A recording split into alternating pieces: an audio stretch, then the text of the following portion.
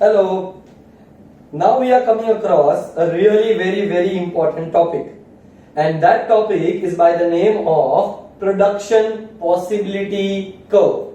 I repeat, the name of the concept is production possibility curve. अब ये जो concept है ना बेटा, उसके थोड़े अजम्पशंस हैं. पहला अजम्पशन है technology remains constant. Whenever we study economics, one of the primary assumptions that we make to understand the theory is that technology does not change. Technology is unchanged. Technology remains constant. तो पहला concept है technology remains unchanged. दूसरा, resources are limited and fixed. We all know that resources are scarce. और अगर scarce resources होंगे तो resources को हम बोलते हैं limited and resources are fixed. The third one, very important assumption. It says there should be optimum utilization of resources. मतलब resources waste नहीं होने चाहिए. ये तो हमने हमेशा ही पढ़ा है ना कि optimum full utilization या full employment of resources is the need of the hour. So whenever we are discussing a topic related to resources, we assume that they should not be wasted. तो देखो, एक ही concept के अलग अलग नाम है. Optimum utilization of resources, full employment of resources, full utilization of resources, no wastage of resources. ये सब को कलेक्टिवली बोला जाता है प्रोडक्टिव एफिशिएंसी. क्या बोला जाता है? Productive efficiency. So what is productive efficiency? When the resources are not wasted and the production is done at the minimum possible cost. Production में एफिशिएंसी, अगर सिंपल भाषा में बोलूं, प्रोडक्टिव एफिशिएंसी का मतलब प्रोडक्शन में एफिशिएंसी कब आएगा?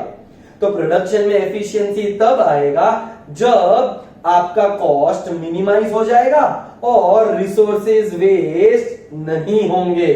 So very important concept which is by the name of optimum utilization of resources. The next one is resources are more favorable. क्या बोला? Resources जो हमारे पास available है are more favorable for one commodity and less favorable for another commodity. अब इसका मतलब क्या? बेटा, फॉर एग्जाम्पल, ये एग्जाम्पल के लिए है, purely for the purpose of an example. If there is wheat and there is rice, wheat requires water, rice also requires water. Yes और नो? व्हीट और राइस दोनों को वाटर का रिक्वायरमेंट है for its production. But we all have studied that rice requires more water as compared to wheat. इसका मतलब ये हो गया कि जो रिसोर्स है वाटर इज मोर फेवरेबल. क्या वर्ड यूज किया अब? More favourable. चलो अभी आप मुझे सोचकर बताओ. मैंने आपको जब समझाया था तो मैंने बोला था rice requires more water. Yes. And wheat requires less water. So my question to you is, water is more favorable. अब मेरा क्वेश्चन थोड़ा अलग है. Water is more favorable for whom? All those who answered rice will be wrong. Why? Because rice को पानी ज्यादा लग रहा है. इसका मतलब 1 kg ऑफ राइस बनाने के लिए पानी ज्यादा जाएगा, पर 1 kg ऑफ व्हीट बनाने के लिए पानी कम लगेगा. इसका मतलब ये हो गया कि water is more favourable for the purpose of production of wheat and less favourable for the production of rice, जिसके वजह से marginal opportunity cost are rising. ये मार्जिनल अपॉर्चुनिटी कॉस्ट क्या है आपको थोड़े टाइम में समझ में आ जाएगा. But this was a very important assumption which said that resources are more favorable for one commodity and less favorable for another commodity. Now Generally, when we talk about the production possibility curve, we are talking about production of two goods. क्या बोला? We are talking about production of two goods. Now, what are these two goods? एक consumer good तो एक capital good. I repeat, एक consumer good तो एक capital good. So, for example, X commodity है, Y commodity है, और मैंने ऊपर लिखा है possibilities. What are the various possibilities? A, B, C, D, E, F, etc. अब मैंने टोटल 6 पॉसिबिलिटीज के बारे में बात किया है. X and Y are consumer goods and capital goods respectively. You can take it vice versa as well. अगर X capital good है तो Y consumer good है. अब आप मुझे बताओ, इमेजिन करो बेटा कि I am producing absolutely 0 units of X commodity.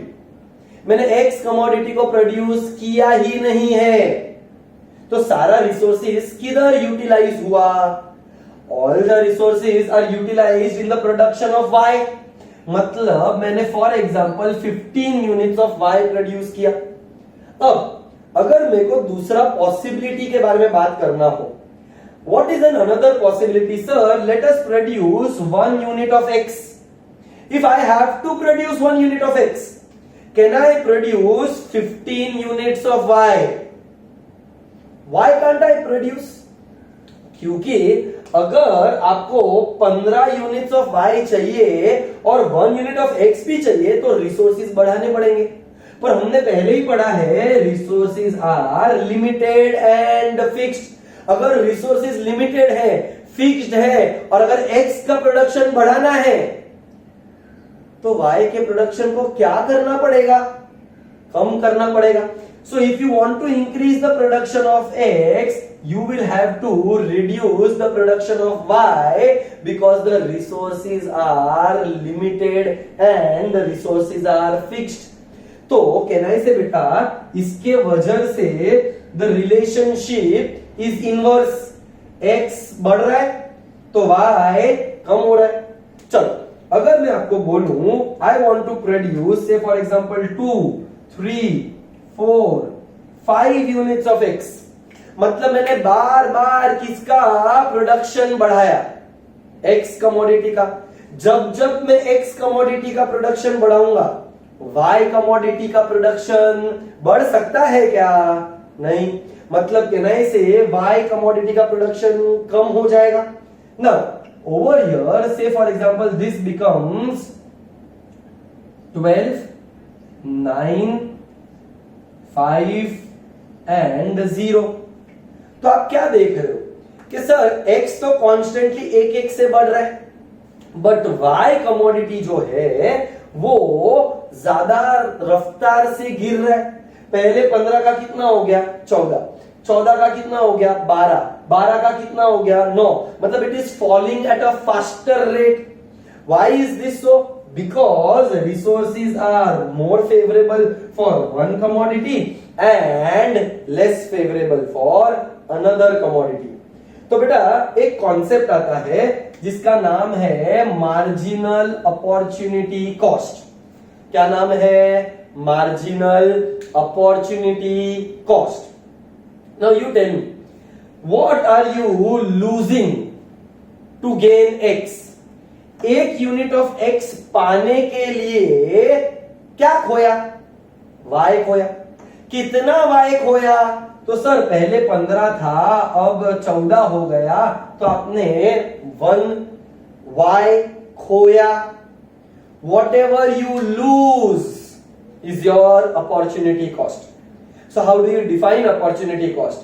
Opportunity cost is the next best alternative forgone.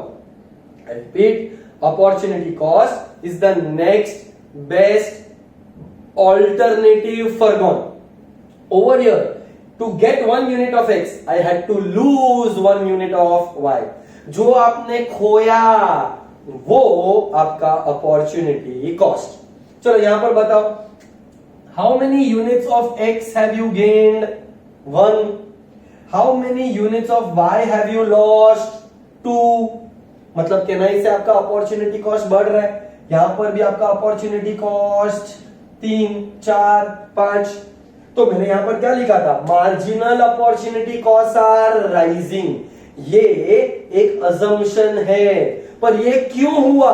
क्योंकि resources are more favourable for one commodity and less favourable for another commodity. मतलब एक यूनिट ऑफ एक्स को बनाने के लिए ज्यादा resources लग रहा है, जिसके वजह से वाई का गिरने का रेट बढ़ रहा है। I hope I am clear. So पहले एक छोटा सा बात कर लेते हैं। कितने असम्पशन है बेटा? चलो 4। पहला, टेक्नोलॉजी रिमेन्स कांस्टेंट। दूसरा, resources are limited and fixed. तीसरा, optimum utilisation, full utilisation, no wastage of resources, full employment of resources which is called as productive efficiency. Next, resources are favorable for one commodity and less favorable for another commodity. दोनों के काम में तो आएगा, but एक के काम में ज्यादा आएगा, दूसरे के काम में थोड़ा कम आएगा, जिसके वजह से आपका marginal opportunity cost are rising. I have taken 2 commodities X and Y. X and Y के अंदर डिफरेंट पॉसिबिलिटीज है। अगर मैंने X प्रोड्यूस ही नहीं किया तो सारे रिसोर्सेज किधर डाल दिए? Y में डाल दिए। But the nation requires to produce X commodity, तो Y में से थोड़े रिसोर्सेज निकाल कर X में डालने पड़ेंगे। अगर Y में से आप रिसोर्सेज निकाल दोगे तो आपका Y का प्रोडक्शन बढ़ेगा कि कम हो जाएगा? कम हो जाएगा। So what is happening? The production of X is increasing. The production of Y is decreasing. Why is it happening? Because the resources are limited and resources are fixed. अगर resources abundance में होते तो मैं X का भी production बढ़ाता, मैं Y का भी प्रोडक्शन बढ़ाता, बट अनफॉर्चुनेटली रिसोर्सेज अनलिमिटेड नहीं है, रिसोर्सेज स्केर्स है। और स्केर्सिटी के वजह से कैन आई से द रिलेशनशिप इज इनवर्स। क्या आया? Relationship is inverse. So whenever the relationship is inverse, the curve slopes downward.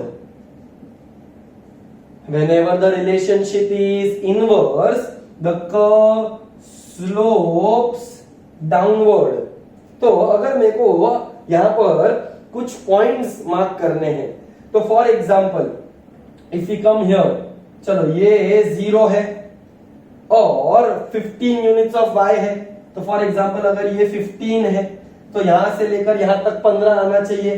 चलो ये 0, 1, 2,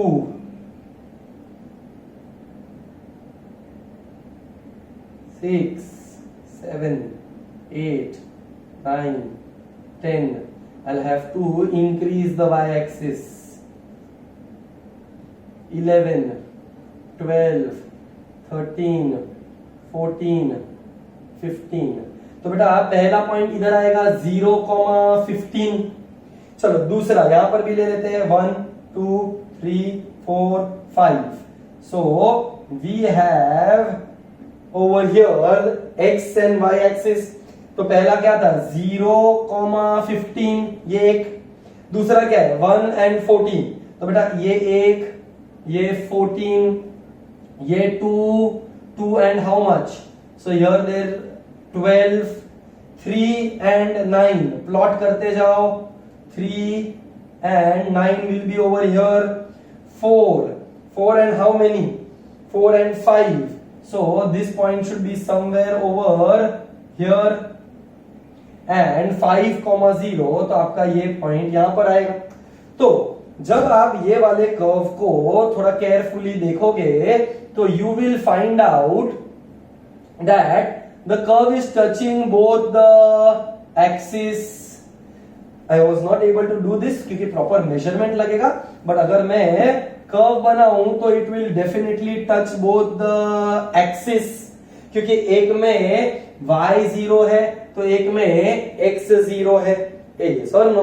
तो अगर पॉइंट्स लेने रहेंगे तो ये अपना पॉइंट A, ये B, this will become point C, over here 3 and 9, so this will become point D, 5, ये E और ये F. Now what do you observe? That there are 6 points A, B, C, D, E, F. All these points are on the PPC. All these points are on the PPC. मतलब resources waste नहीं हो रहे, क्योंकि हमने क्या बोला था, production possibility curve में resources are limited and fixed and optimum utilization of resources. So all the points on the PPC, क्या बोला, all the points on the PPC are representing productive efficiency. जब आप पीपीसी पे कोई भी point पे रहोगे तो you are productively efficient, you are not wasting resources, you are doing absolutely fine and there is full employment of resources. दूसरा possibility क्या है, what if there is a point inside the PPC and what if the point is outside the PPC. तो बेटा 3 concept, कितने concepts हैं, 3. पहला on the PPC, inside the PPC and outside the PPC. तो अगर मैं यहां पर हूं, I am on the PPC. On the PPC मतलब वेस्टेज ऑफ रिसोर्सेज के no wastage of resources, no wastage of resources. चलो यहां पर आया इनसाइड द PPC. बोलो इनसाइड द पीपीसी है मतलब केनाई से कॉम्बिनेशन छोटा हो गया. For example this will be 1,5. मतलब रिसोर्सेज अगर यूटिलाइज ऑप्टिमली करोगे तो ज्यादा प्रोडक्शन हो सकता था, पर हो रहा नहीं है. मतलब U point represents under utilization of resources and due to under utilization of resources are wasted. तो जब आप ऑन द पीपीसी थे तो रिसोर्सेज वर ऑप्टिमली यूटिलाइज्ड. जब आप इनसाइड द पीपीसी हो तो resources are wasted. Can you reach point G with the current set of resources? जो सेट ऑफ रिसोर्सेज है उससे बेस्ट पॉसिबल आउटकम ABCDEF था. मतलब आप पॉइंट जी तक जा सकते नहीं हो. That can be attained in the future with more resources. जो current set of resources है उसमें the best that you can get is A, B, C, D, E and F. तो बेटा अब तक 3 पॉइंट्स हुए. चलो बताओ, पहला on the PPC, दूसरा inside the PPC, तीसरा outside the PPC. On the PPC productive efficiency, inside the PPC बोलो under utilization of resources, outside the PPC economic growth can be achieved in the future with new set of resources. अब जरा ये curve को देखो, ये curve is sloping downward. Now why is the curve sloping downward? Because the relationship is inverse. So PPC is a downward sloping curve. दूसरा बात, अगर आप देखोगे तो यहां पर गैप कम है, A to B के बीच का गैप कम है, B to C के बीच का गैप थोड़ा ज्यादा हो गया, C to D का गैप बढ़ गया, D to E और बढ़ा, E to F और बढ़ रहा है. ये गैप क्यों बढ़ रहा है? क्योंकि आपका अपॉर्चुनिटी कॉस्ट बढ़ रहा है, जिसके वजह से कर्व का शेप बाहर के तरफ जा रहा है. This curve is bowed out and not bowed in. बेटा अगर कर्व ऐसा होता तो हम उसे कॉन्वेक्स बोलते हैं, पर कर्व हमें बाहर की तरफ जा रहा है, अवे फ्रॉम द ओरिजिन जा रहा है, then it is concave.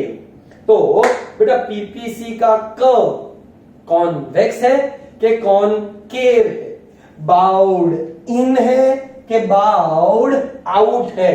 So the curve is bowed out. Bowed out मतलब concave, और concave क्यों है?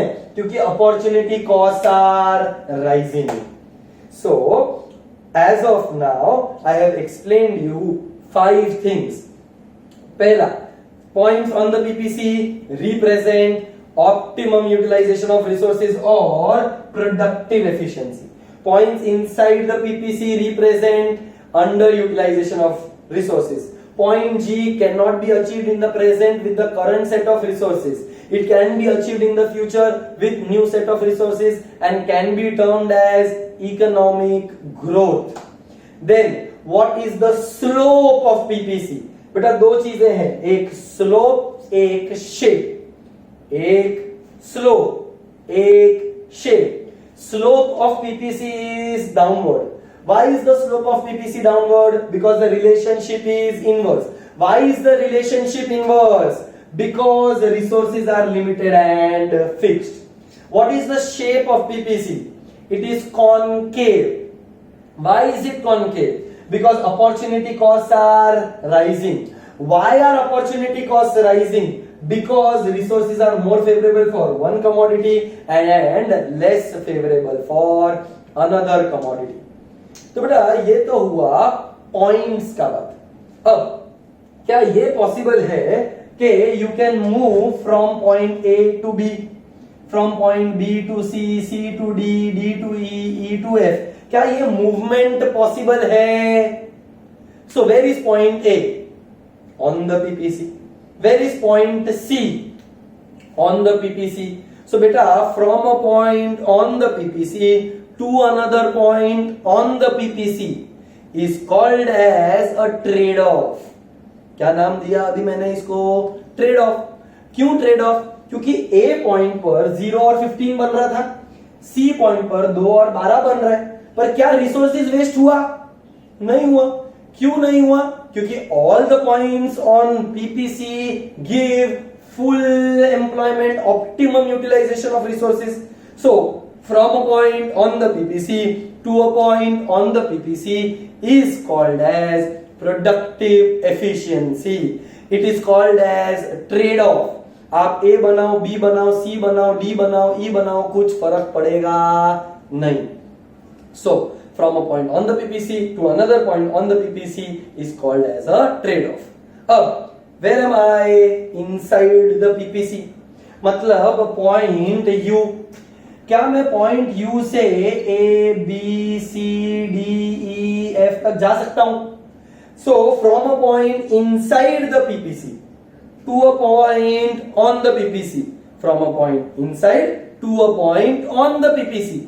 इनसाइड मतलब अंडर यूटिलाइजेशन, ऑन द मतलब optimum utilization. So from a point inside the PPC to a point on the PPC is called as underutilization to optimum utilization of resources. Inside say on, underutilization to optimum utilization of resources. So बेटा और दो चीजें हुई. On से on जा सकते हो क्या? हाँ. अगर ऑन से ऑन गए तो ट्रेड ऑफ. ट्रेड ऑफ मतलब रिसोर्सेज आर नॉट वेस्टेड. कुछ पाने के लिए कुछ खोना पड़ेगा. सो अगर आपको ए पाना है तो बाकी के छोड़ने पड़ेंगे, सी पाना है तो A B D E F छोड़ने पड़ेंगे. So the points on the PPC from one point to another point, trade off. From a point inside the PPC to a point on the PPC, under utilization to optimum.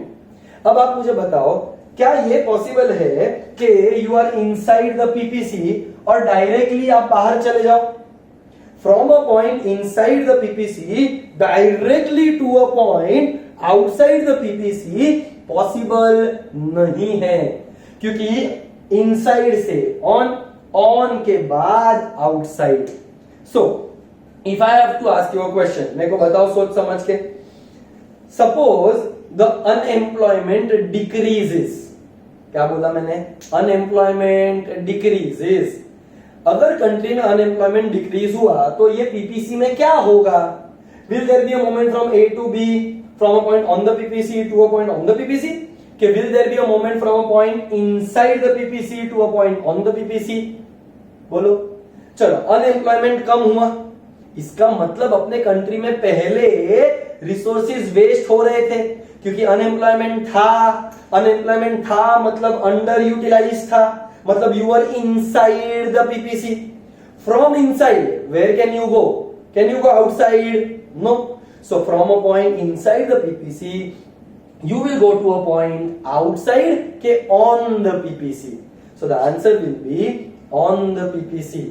Unemployment कम हो गया या employment बढ़ गया, दोनों भी case में आपके लिए इनसाइड से ऑन का ही मूवमेंट होगा. Can there be a movement? Can there be PPC which can go to the right? Yes. तो देखो पीपीसी जो है पूरा का पूरा कर्व या तो राइट में जाएगा या तो लेफ्ट में जाएगा. फॉर एग्जाम्पल यहां पर ये मेरा पीपीसी है, ये पी, ये मेरे पीपीसी को पी डैश कौन से तरफ बनाया? Rightward. So this is called as the rightward shift. Similarly एक लेफ्टवर्ड शिफ्ट भी हो सकता है. सो ये अगर P है तो ये P डैश है और ये किधर गया? अंदर के तरफ. अंदर के तरफ गया तो it is called as a leftward shift. So can I say PPC right में भी जा सकता है, पीपीसी लेफ्ट में भी जा सकता है. अब पीपीसी राइट में कब जाएगा? Will it go in the present? It can not. It will go in the future with the help of new resources. For example, natural resources बढ़ गए, टेक्नोलॉजी बदल गया तो ये राइट में जाएगा. अगर लेफ्ट में गया इसका मतलब कहना से अर्थक्वेक आ गया, नेचुरल डिजास्टर हो गया, कोरोना वायरस आ गया जिसके वजह से ग्रोथ कम हो जाएगा. सो अगर राइट में गया तो आउटवर्ड शिफ्ट, लेफ्ट में गया तो इनवर्ड शिफ्ट, राइट में गया तो इकोनॉमिक ग्रोथ, लेफ्ट में जाएगा तो economic downfall. So in the concept of PPC I will repeat this once and I hope you will try to understand that. चलो सबसे पहला पीपीसी का शेप और स्लोप क्या है? PPC slopes downward because the relationship is inverse between two variables. Why is the relationship inverse? Because the resources are limited and fixed. दूसरा PPC is convex, अंदर के तरफ के बाहर के तरफ, बाउंड इन के बाउंड आउट, कॉन्वेक्स के कॉनकेव, तो it is concave. Why is it concave? Because the opportunity costs are rising. Why are the opportunity costs rising? Because resources are more favorable for one commodity and less favorable for another commodity. The third point U किधर है? Inside the PPC, which represents optimum utilization या under utilization. So if you are inside the PPC, under utilization. You are on the PPC, optimum utilization. You are outside the PPC, cannot be achieved in the present. It is economic growth which can be achieved in the future. ये हो गए 5 point. Next points on the PPC. अगर productive efficiency है, inside अगर under utilization है और outside achievable नहीं है, तो इन पॉइंट्स का movement. Can there be a movement from a point inside the PPC to a point on? Yes, it is called as underutilization to optimum utilization. From a point on the PPC to a point on the PPC, A से B, A से C, क्या ये possible है? तो इसको बोलते हैं trade off. From a point on the PPC to a point outside the PPC, future में देखेंगे. Is it possible that you are inside the PPC? Can you directly jump outside PPC? No. So from a point inside the PPC, you cannot go to a point outside the PPC. I hope I am clear with that. Can there be a movement from inside to on? Yes. A movement from on to on? Yes. Can there be a movement from on to outside? No. From inside to outside? No. फिर आया दो concept जिसका नाम movement नहीं है, shift है. Rightward shift and leftward shift. So rightward कब जाएगा? जब रिसोर्सेज बढ़ जाएंगे, टेक्नोलॉजी बेटर हो जाएगा. लेफ्टवर्ड कब जाएगा? जब रिसोर्सेज डिप्लीट हो जाएंगे, अंडर यूटिलाइजेशन होगा, कोरोना वायरस आ जाएगा, नेचुरल कैलामिटी आ जाएगा. तो ना बेटा ये वाले केस में पीपीसी क्या आया? Downward sloping and concave because the goods were X and Y were imperfect substitutes. Imperfect substitutes थे जिसके वजह से मार्जिनल अपॉर्चुनिटी कॉस्ट बढ़ गया. अब अगर सपोज करो मार्जिनल अपॉर्चुनिटी कॉस्ट कांस्टेंट है, क्या बोला? मार्जिनल अपॉर्चुनिटी कॉस्ट कांस्टेंट है, इसका मतलब goods will be perfect substitutes.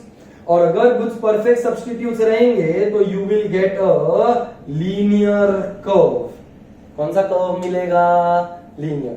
तो अगर अपॉर्चुनिटी कॉस्ट बढ़ेगा तो कॉनकेव, अगर अपॉर्चुनिटी कॉस्ट कांस्टेंट रहेगा तो लीनियर। अपॉर्चुनिटी कॉस्ट क्यों बढ़ रहा है? Because the goods are imperfect substitutes. Opportunity cost constant क्यों है? Because the goods are perfect substitutes. So अगर परफेक्ट सब्स्टिट्यूट्स है तो लीनियर, अगर इम्परफेक्ट सब्स्टिट्यूट्स है तो कॉनकेव। अगर मार्जिनल अपॉर्चुनिटी कॉस्ट कांस्टेंट तो curve will be a straight line, पर अगर marginal opportunity cost are rising तो the curve will be bowed out और it will be concave. And this, my dear students, is the concept of opportunity cost and production possibility curve. बेटा production possibility curve को एक और नाम दिया गया है transformation curve. This curve is also called as a transformation curve and the concept was given by Paul Samuelson. So the concept of production possibility curve या transformation curve is given by an economist by the name of Paul Samuelson. With this, I complete one of the most important topics by the name of production possibility curve. Thank you.